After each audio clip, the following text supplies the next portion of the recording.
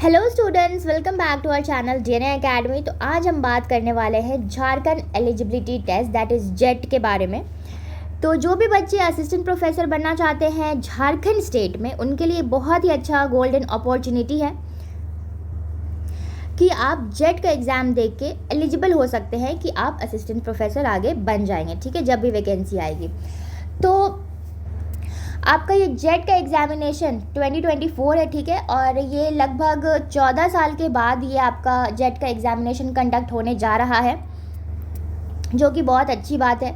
तो वीडियो में हम लोग आगे डिटेल में देखने वाले हैं कि क्या इसका एलिजिबिलिटी होने वाला है, कब आपका फॉर्म सबमिशन का डेट है, ठीक है, और क्या मोड ऑफ एग्ज़ामिनेशन होने वाला है। इन सब के बारे में हम लोग अभी डिटेल में देखने वाले हैं। तो सबसे पहले ऑनलाइन एप्लीकेशन का जो डेट है वो आपका 16 सितंबर से लेके 6 अक्टूबर तक होने वाला है 11:45 PM तक।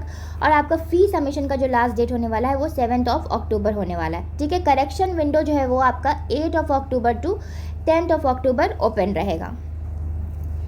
नेक्स्ट, अगर हम बात करें कि इसका एग्ज़ामिनेशन किस मोड में होगा, तो आपका जो एग्ज़ामिनेशन होने वाला है वो आपका OMR के बेसिस पे होगा, that is pen and paper mode. Offline होने वाला है आपका एग्ज़ामिनेशन। दूसरी बात ये कि आपका जो पैटर्न है वो UGC नेट के जैसा ही पैटर्न है, जिसमें आपका 100 मार्क्स का, जिसमें 50 क्वेश्चंस आपका आने वाला है रिसर्च से, और बाकी का जो आपका 200 मार्क्स का 100 क्वेश्चन आएगा वो आपका सब्जेक्ट से आएगा। ठीक है, इसके लिए आपको टाइम 3 आवर्स मिलने वाला है, और टोटल जो नंबर ऑफ़ क्वेश्चंस रहेंगे वो आपको 150 रहेंगे। ठीक है, तो 150 क्वेश्चंस इन 180 मिनट्स। नेक्स्ट, अगर हम लोग फ़ीस की बात करें तो आप अगर अनरिजर्व्ड कैटेगरी है तो जो फ़ीस है वो आपका 575 है। अगर आप किसी कैटेगरी में फॉल करते हैं, डैट इज़ BC 1 2 EWS, तो आपका फ़ीस जो होगा वो 300 होगा। और अगर आप SC ST PWD या फिर थर्ड जेंडर है तो आपका जो फ़ीस होगा वो 150 रुपीज़ होगा। लेकिन अगर आप अदर स्टेट से हैं और उसके बाद आपको अगर फॉर्म भरना है तो ये आपको जो ट्रीटमेंट मिलेगा वो अनरिजर्व्ड कैटेगरी का मिलेगा। तो आपका जो फ़ीस रहेगा वो अगर 575 रुपीज़ ही होने वाला है। नेक्स्ट, अगर हम बात करें कि मीडियम ऑफ क्वेश्चन पेपर, तो क्वेश्चन पेपर जो है वो आपका इंग्लिश और हिंदी दोनों में आने वाला है। ठीक है, और इसका जो मार्किंग स्कीम होने वाला है तो सेम आपका जैसे UGC नेट में मार्किंग स्कीम रहता है कि आपको हर क्वेश्चन जो रहता है वो 2 मार्क्स का रहेगा। और सबसे बड़ी बात यहाँ पे नो नेगेटिव मार्किंग। ठीक है, कोई नेगेटिव मार्किंग नहीं है आपका, और आपका सही जो भी आंसर रहेगा उसके लिए आपको 2 मार्क्स मिलने वाले हैं। नेक्स्ट, अगर हम लोग एलिजिबिलिटी क्राइटेरिया की बात करें कि जेट का एग्ज़ामिनेशन जो है वो कौन कौन दे सकते हैं। ठीक है, तो वैसे बच्चे जिनका मास्टर्स में 55% मार्क्स आया है, ठीक है, वो बच्चे एलिजिबल है कि हाँ वो दे सकते हैं। बाकी अगर आप किसी कैटेगरी में फॉल कर रहे हैं तो BC 1 में, BC 2 में या फिर SC ST में, ठीक है, तो आपको एक एज रिलैक्सेशन मिला है कि आपका 50% मार्क्स होना चाहिए आपके मास्टर्स में, then you are eligible for JET. बाकी ऐसे बच्चे जो अभी मास्टर्स कर रहे हैं, ठीक है, थर्ड सेमेस्टर में है या फिर उनका एग्जामिनेशन हो गया है, रिजल्ट अवेटेड है, वो बच्चे भी इस फॉर्म को फिलअप कर सकते हैं। नेक्स्ट, अगर हम बात करें कि एग्जाम्पशन, ठीक है, कौन से बच्चे हैं जिन्हें जेट का एग्जामिनेशन देने की ज़रूरत नहीं है। तो जो बच्चे जिनका पहले से नेट क्वालिफाइड है, ठीक है, अगर आपका नेट क्वालिफाइड है या फिर 14 साल पहले जब जेट हुआ था उस टाइम पे आपका जेट क्वालिफाइड है, तो आपको ये जेट का एग्जामिनेशन देने की कोई ज़रूरत नहीं है। बाकी अगर एज लिमिट की बात करें तो जैसे कि नेट का एग्ज़ामिनेशन कोई अपर एज लिमिट नहीं होता है, उसी तरीके से यहाँ जेट के एग्ज़ामिनेशन में भी कोई अपर एज लिमिट नहीं है। अगर आप 55 ईयर्स के हैं तो भी आप दे सकते हैं इसका एग्ज़ामिनेशन। नेक्स्ट, अगर बाकी ये सब तो आपका कॉमन बातें हैं कि किसका रिजर्वेशन कैसे रहेगा। ठीक है, अगर आप झारखंड स्टेट से बिलोंग करते हैं तो आपको रिजर्वेशन मिलेगा, या फिर अगर आप किसी कैटेगरी में फॉल कर रहे हैं तो फिर आपको उसके लिए सर्टिफिकेट शो करना होगा।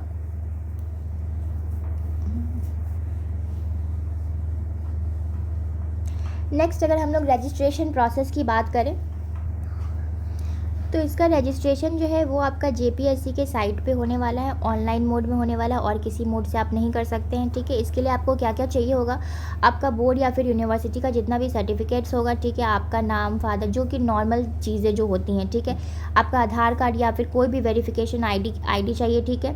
पोस्ट ग्रेजुएशन का आपका फाइनल मार्कशीट चाहिए, अगर आप अपीयरिंग हैं तो आप वहाँ पे अपीयरिंग डाल सकते हैं, ठीक है। आपका ईमेल एड्रेस, फ़ोन नंबर, ये सारा चीज़ चाहिए।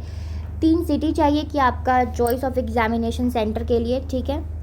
आप अपना सब्जेक्ट कोड चेकआउट कर सकते हैं कि आप किस सब्जेक्ट में अप्लाई कर रहे हैं, उसका कोड क्या होने वाला है। अगर आप झारखंड के हैं तो आपको रेसिडेंशियल सर्टिफिकेट देना होगा, ठीक है। कैटेगरी आपका कुछ है तो आपको वो सर्टिफिकेट प्रोवाइड करना होगा।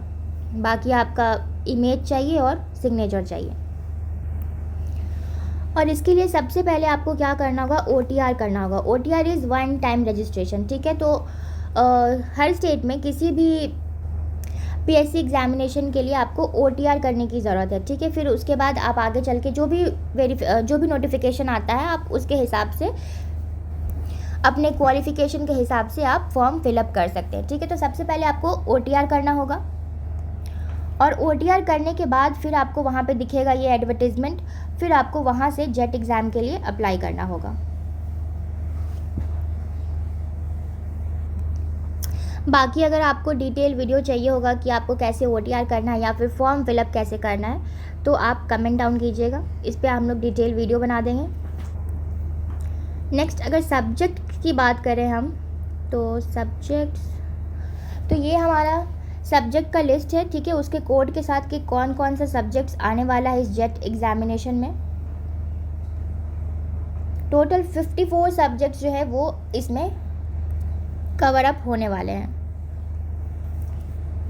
बाकी ये तो OMR फिल करने के लिए आपका है कि कैसे आपको OMR फिल करना है, कितने बजे आपको पहुंचना है एग्जामिनेशन सेंटर पे।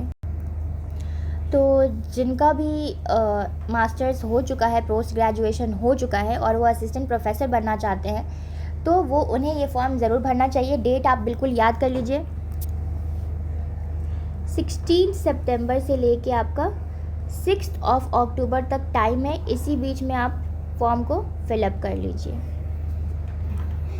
बाकी ये बहुत ही अच्छी अपॉर्चुनिटी है, 14 इयर्स के बाद ये जो है आपका आया है अपॉर्चुनिटी।